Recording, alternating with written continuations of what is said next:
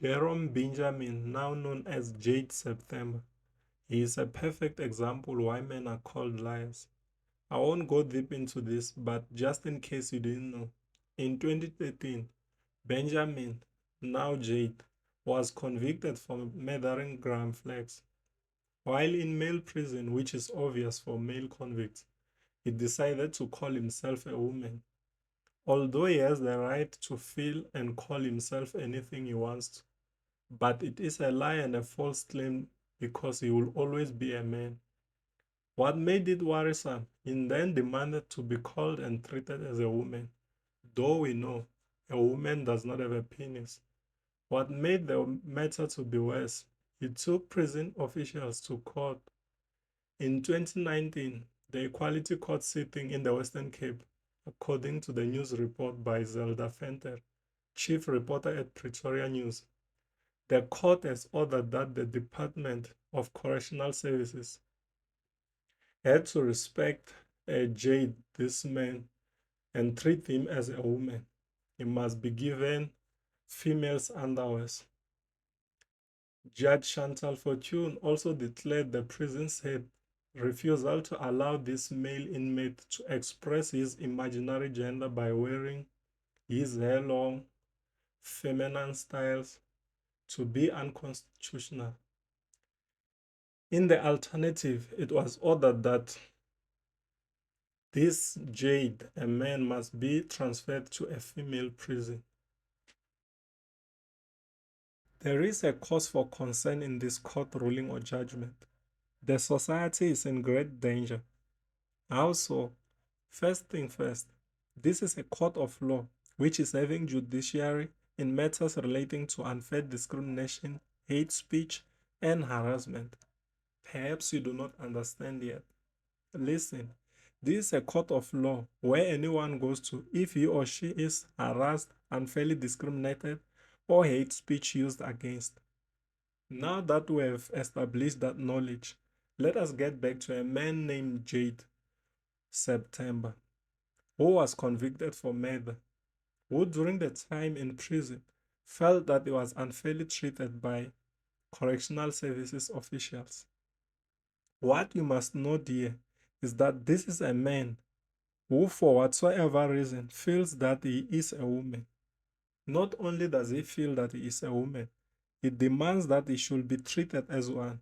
And as a result, he took these correctional service officials to court so that he can be treated as a woman if the court rules in his favor. Now that the court has ruled in his favor, this is proof enough to the society that any person can take you to jail simply because of rejecting his or her unfounded claims. For example, someone may address me as he, using it as my pronoun, and I can take that person to court because I use we, as the law allows us now. See, that is craziness. The law is shifting away and drifting far apart from truth and reality, and is now going to be led and directed by feelings and emotions of people, which is not harassment, which is not discrimination, which is not hate speech when you speak the truth and say that this is a man, this is a woman. Regardless of how you feel, it will never change the fact of whom you are. So it's such a great danger to society when we are having courts of laws which will be ruling on cases where a person is feeling a certain way. Then the whole society must treat that person according to how that person feels, which is wrong. But that is a simplistic example as an analogy of me saying he and we. Let me give you an example. As an African man, what if one day I were to wake up for unknown reasons, feel inside me that I'm a white European woman, or a Chinese woman, or even a giraffe? Better yet, I can even identify as a car. And then when you address me as an African man, do you see that you are in deep shit?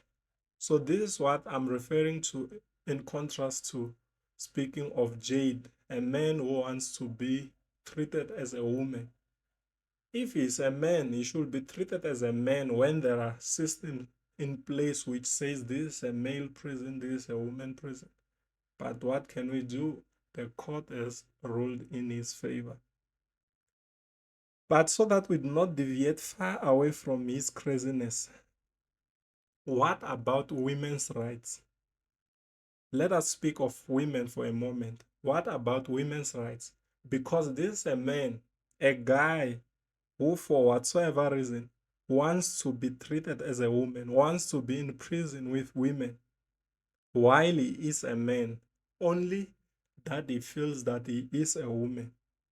So women should have a guy with his 4-5 coming to sleep with them, not necessarily in the same bed, but sharing the same areas like bathrooms with him while he is a man. What about their feelings?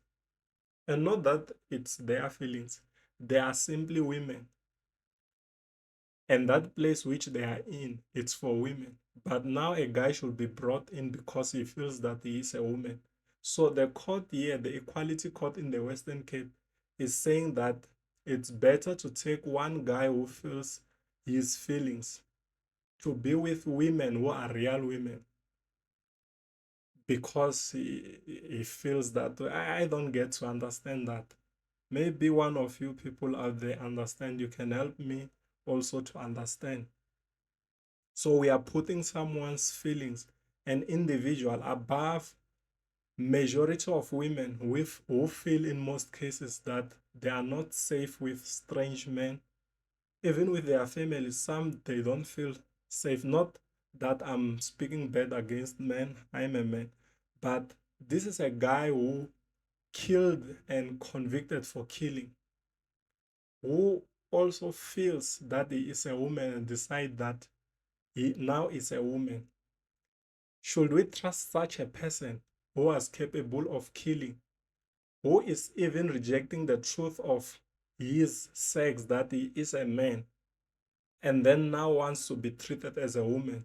How should we trust such a person?